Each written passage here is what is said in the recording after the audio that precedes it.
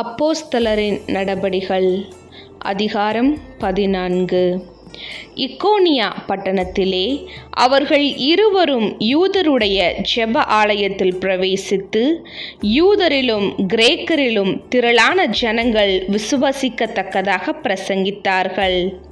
விசுவசியாத யூதர்கள் சகோதரருக்கு விரோதமாக புறஜாதியாருடைய மனதை எழுப்பிவிட்டு பகையை உண்டாக்கினார்கள்.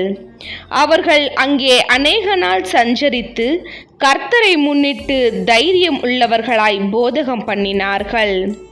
அவர் தமது கிருபையுள்ள வசனத்திற்கு சாட்சியாக அடையாளங்களும் அற்புதங்களும் அவர்கள் கைகளால் செய்யப்படும்படி அனுக்கிரகம் பண்ணினார்.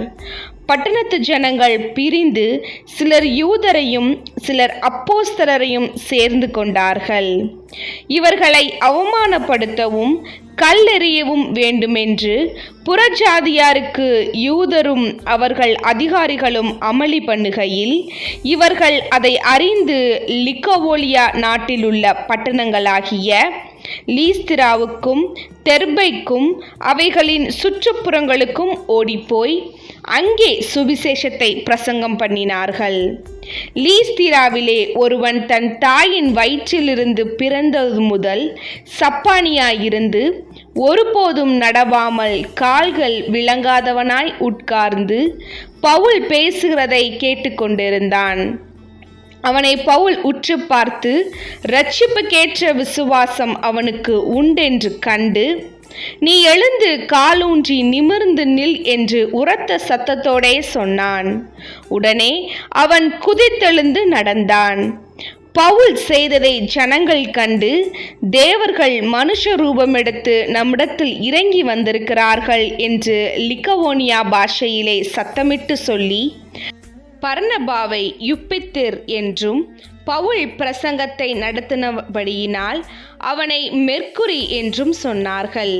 அல்லாமலும் பட்டணத்துக்கு முன்னே இருந்த யுப்பித்திருடைய கோவில் பூசாரி எருதுகளையும் பூ மாலையையும் வாசலண்டையில் கொண்டு வந்து ஜனங்களோட கூட அவர்களுக்கு பலியிட மனதாயிருந்தான். அப்போஸ்தலராகிய பர்னபாவும் பவுலும் அதை கேட்டபோது தங்கள் வஸ்திரங்களை கிழித்து கொண்டு கூட்டத்துக்குள்ளே ஓடி உரத்த சத்தமாய், மனுஷரே, ஏன் இப்படி செய்கிறீர்கள்? நாங்களும் உங்களைப் போல பாடுள்ள மனுஷர்தான். நீங்கள் இந்த வீணான தேவர்களை விட்டு வானத்தையும் பூமியையும் சமுத்திரத்தையும் அவைகளுள்ள யாவற்றையும் உண்டாக்கின ஜீவனுள்ள தேவனிடத்திற்கு திரும்ப வேண்டும் என்று உங்களுக்கு பிரசங்கிக்கிறோம். சென்ற காலங்களில் அவர் சகல ஜனங்களையும் தங்கள் தங்கள் வழிகளிலே நடக்க விட்டிருந்தும், அவர் நன்மை செய்து வந்து வானத்திலிருந்து மலைகளை செழிப்புள்ள காலங்களையும் நமக்கு தந்து ஆகாரத்தினாலும் சந்தோஷத்தினாலும் நம்முடைய இருதயங்களை நிரப்பி, இவ்விதமாய் அவர் தம்மை குறித்து சாட்சி விளங்க பண்ணாதிருந்ததில்லை என்றார்கள். இப்படி அவர்கள் சொல்லியும் தங்களுக்கு ஜனங்கள் பலியிடாதபடிக்கு அவர்களை அமர்த்துகிறது அரிதாய் இருந்தது.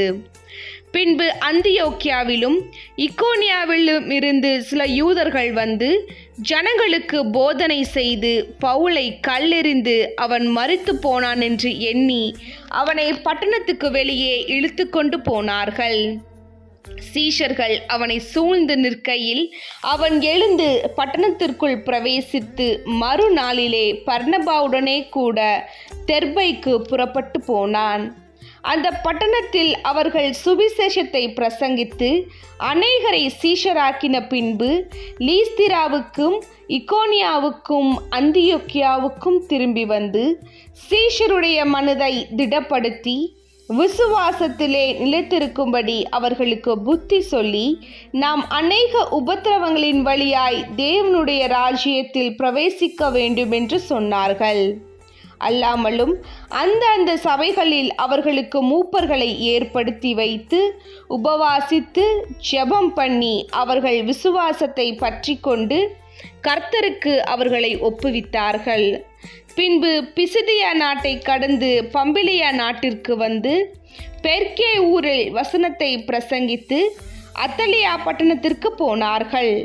அங்கே கப்பல் ஏறி தாங்கள் நிறைவேற்றின கிரியைக்காக தேவனுடைய கிருபைக்கு ஒப்புவிக்கப்பட்டு புறப்பட்டு அந்தியோக்கியாவுக்கு வந்தார்கள். அவர்கள் அங்கே சேர்ந்தபோது சபையை கூடி வர செய்து, தேவன் தங்களை கொண்டு செய்தவைகளை எல்லாம் அவர் புறஜாதிகளுக்கு விசுவாசத்தின் கதவை திறந்ததையும் அறிவித்து, அங்கே சீஷருடனே கூட அநேக நாள் சஞ்சரித்தார்கள்.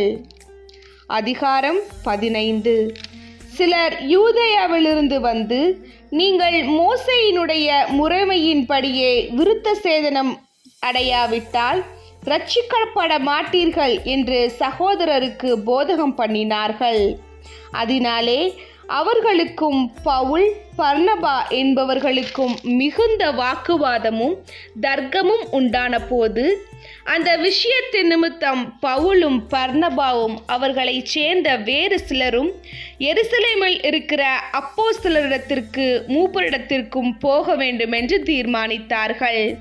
அந்தபடி அவர்கள் சபையாரால் வழி விட்டு அனுப்பப்பட்டு பெனிக்கே சமாரியா நாடுகளின் வழியாய் போய் புறஜாதியார் மனம் திரும்பின செய்தியை அறிவித்து சகோதரர் எல்லாருக்கும் மிகுந்த சந்தோஷத்தை உண்டாக்கினார்கள். அவர்கள் எருசலேமுக்கு வந்து சபையாராலும் அப்போஸ்தலராலும் மூப்பராலும் ஏற்றுக்கொள்ளப்பட்ட போது தேவன் தங்களை கொண்டு செய்தவைகளை எல்லாம் அறிவித்தார்கள். அப்பொழுது பரிசேய சமயத்தாரில் விசுவாசிகளான சிலர் எழுந்து அவர்களை விருத்த சேதனம் பண்ணுகிறதும் மோசேயின் நியாயப்பிரமாணத்தை கை கொள்ளும்படி அவர்களுக்கு கற்பிக்கிறதும் அவசியம் என்றார்கள். அப்போஸ்தலரும் மூப்பரும் இந்த காரியத்தை குறித்து ஆலோசனை பண்ணும்படி கூடினார்கள். மிகுந்த தர்க்கம் உண்டான போது பேதுரு எழுந்து அவர்களை நோக்கி, சகோதரரே, நீங்கள் அறிந்திருக்கிறபடி புறஜாதியார் என்னுடைய வாயினாலே சுவிசேஷ வசனத்தை கேட்டு விசுவாசிக்கும்படி தேவன் அநேக நாட்களுக்கு முன்னே உங்களில் ஒருவனாகிய என்னை தெரிந்து கொண்டார். இருதயங்களை அறிந்திருக்கிற தேவன் நமக்கு பரிசுத்த ஆவியை தந்தருளினது போல அவர்களுக்கும் தந்தருளி அவர்களை குறித்து சாட்சி கொடுத்தார்.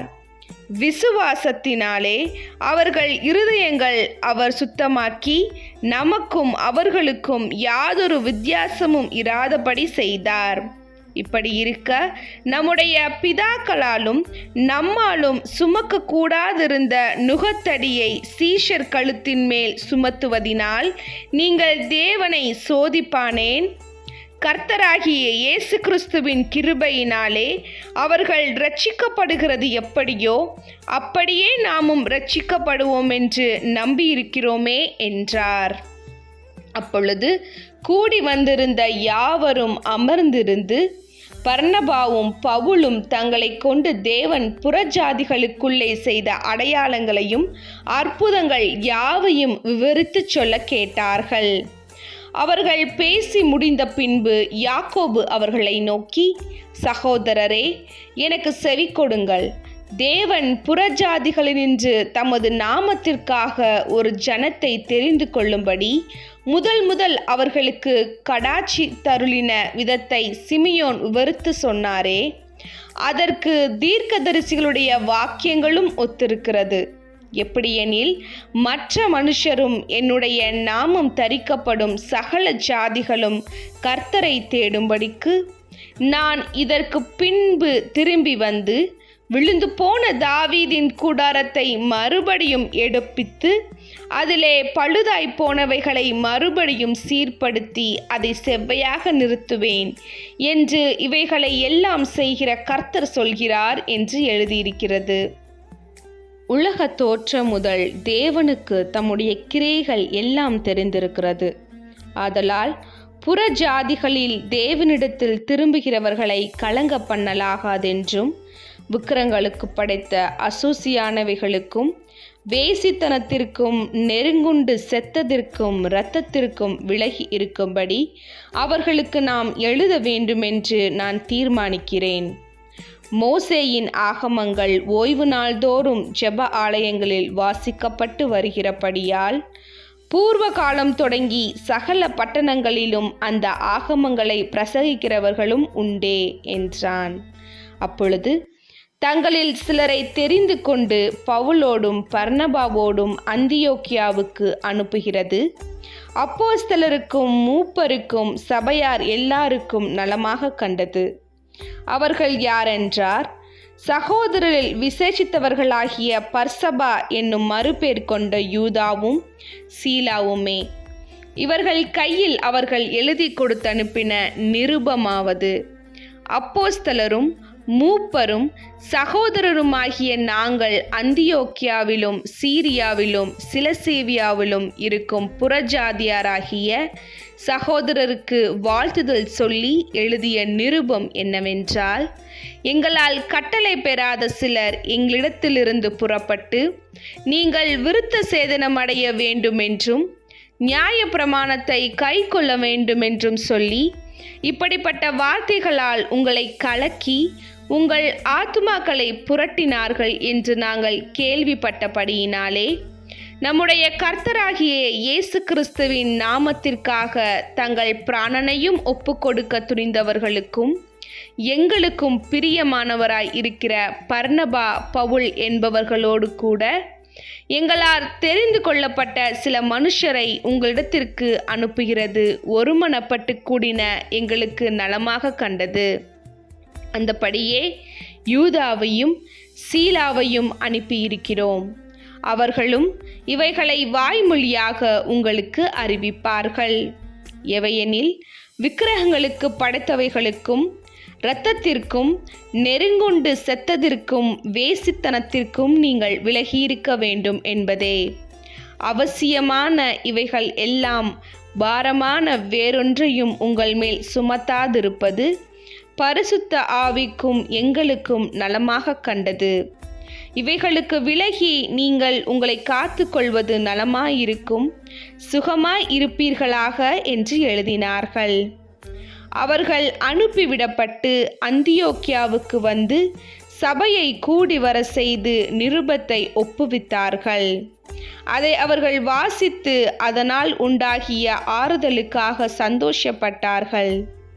யூதா சீலா என்பவர்களும் தீர்க்கதரிசிகளாய் இருந்தபடியினாலே அநேக வார்த்தைகளினால் சகோதரருக்கு புத்தி சொல்லி அவர்களை திடப்படுத்தி சில காலம் அங்கே இருந்து பின்பு சகோதரரால் சமாதானத்தோடே அப்போஸ்தலரிடத்திற்கு அனுப்பிவிடப்பட்டார்கள். ஆகிலும் சீலாவுக்கு அங்கே தரித்திருக்கிறது நலமாய் கண்டது. பவுலும் பர்னபாவும் அந்தியோக்கியாவிலே சஞ்சரித்து வேறே அநேகரோடும் கூட கர்த்தருடைய வசனத்தை உபதேசித்து பிரசங்கித்து கொண்டிருந்தார்கள். சில நாளைக்கு பின்பு பவுல் பர்னபாவை நோக்கி, நாம் கர்த்தருடைய வசனத்தை அறிவித்திருக்கிற சகல பட்டணங்களிலும் உள்ள சகோதரர்கள் எப்படி இருக்கிறார்கள் என்று போய் பார்ப்போம் வாரும் என்றான். அப்பொழுது பர்னபா என்பவன் மார்க்கு எனும் பெயர் கொண்ட யோவானை கூட அழைத்து கொண்டு போக வேண்டும் என்றான். பவுலோ, அவன் பம்பிலியா நாட்டிலே நம்மை விட்டு பிரிந்து நம்மோடே கூட ஊழியத்துக்கு வராததினாலே அவனை அழைத்து கொண்டு போகக்கூடாது என்றான். இதை பற்றி அவர்களுக்குள்ளே கடும் கோபம் உண்டானபடியினால் அவர்கள் ஒருவரையொருவர் விட்டு பிரிந்தார்கள். பர்னபா மார்க்குவை கூட்டிக் கொண்டு கப்பலேறி சீப்புரு தீவுக்கு போனான். பவுலோ சீலாவை தெரிந்து கொண்டு சகோதரராலே தேவனுடைய கிருபைக்கு ஒப்புவிக்கப்பட்டு புறப்பட்டு சிரியாவிலும் சிலிசியாவிலும் திரிந்து சபைகளை திடப்படுத்தினான்.